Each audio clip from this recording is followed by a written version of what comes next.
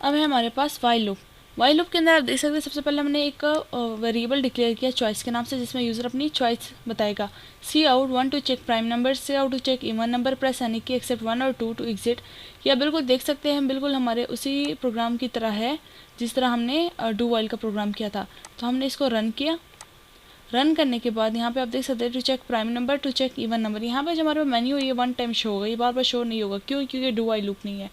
और अगर इसको हम करना भी चाहें तो फर्स्ट टाइम कैसे नहीं कर सकते, क्योंकि इसको लूप के अंदर 2 दफ़ा इसको लिखना होगा। तो इससे अच्छा है कि 2 दफ़ा लिखने से बेहतर है कि हम इसे डू वाइल लूप यूज़ करें। लेकिन देखते हैं ये किस तरीके से काम करता है। प्रेस एनी की एक्सेप्ट 1 और 2 टू एग्जिट। मैंने यहाँ पे 1 इंटर किया, उसने आगे दोबारा से द नंबर इज़ प्राइम और इंटर योर चॉइस। दोबारा से मुझे मेन्यू शो नहीं कर रहा क्योंकि हमने वाइल की बॉडी। उसके बाद हम देखते हैं इंटर योर चॉइस। उसने आपसे चॉइस पूछी, आपने 1 इंटर कर दी। उसके बाद while choice must be less than equal to 3। उसने बोला ये लूप तब चलना चाहिए, सिर्फ एक बेसिक इफ़ कंडीशन है ये। देखिए वाइल जो है एक बेसिक इफ़ कंडीशन है जो कि सिर्फ डायरेक्ट बिल्कुल इफ़ की तरह चेक करती है कि चॉइस जो है must be less than equal to 3। अगर लेस देन इक्वल टू 3 है तो इसको चलाते रहो इस लूप को। तो उसने क्या किया, if choice equal to 1 the number is prime, else if choice equal to 2 the number is even. Cout, यहाँ पे अगर मैंने सी आउट इंटर ये चॉइस इसको ना लिखा होता तो क्या होता है। यहाँ पे इसको हम कमेंट कर देते हैं और देखते हैं कि अगर हम ये ना लिखते तो क्या होता है। इसको स्टॉप करते हैं और इसको कमेंट कर देते हैं।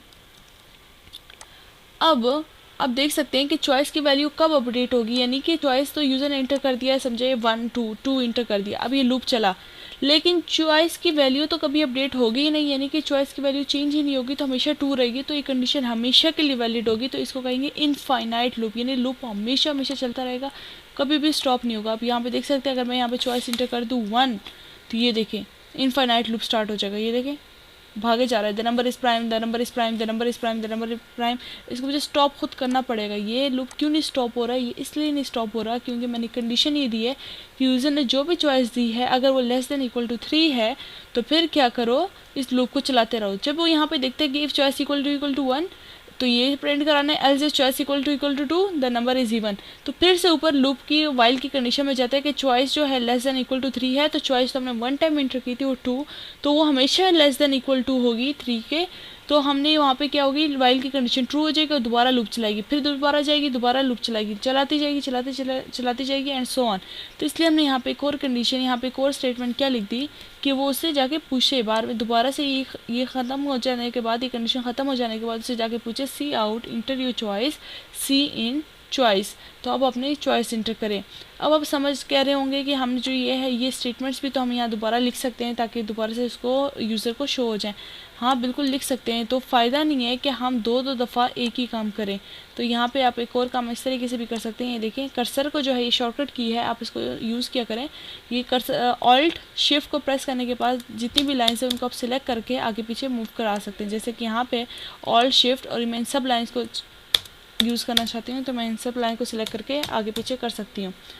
सो आप यहाँ पे देख सकते हैं कि यहाँ पे हम इसको रन करते हैं।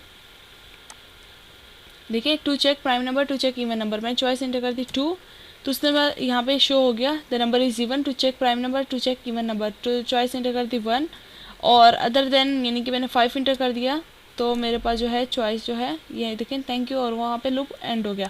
तो आप देख सकते हैं कि ये बिल्कुल डू व्हाइल लूप की तरह काम कर सकता है, लेकिन इसके अंदर चूँकि ये जो मैन्युअल वाला है ये वाइल लूप में बना ही नहीं है, तो आप क्यों इसको जो है वाइल लूप के अंदर डालना चाहेंगे, क्योंकि आप देख सकते हैं कि ये जो काम है इजीली आप डू व्हाइल लूप के थ्रू कर सकते हैं। तो आपने इसको वाइल लूप के थ्रू नहीं करना, वरना आपके पास ये बहुत ज़्यादा देखिए कितनी स्टेटमेंट्स बन गई, आपके पास 28 लाइन्स ऑफ स्टेटमेंट बन गई है। तो आपने इसको डू व्हाइल लूप की थ्रू इजीली कर लेना है।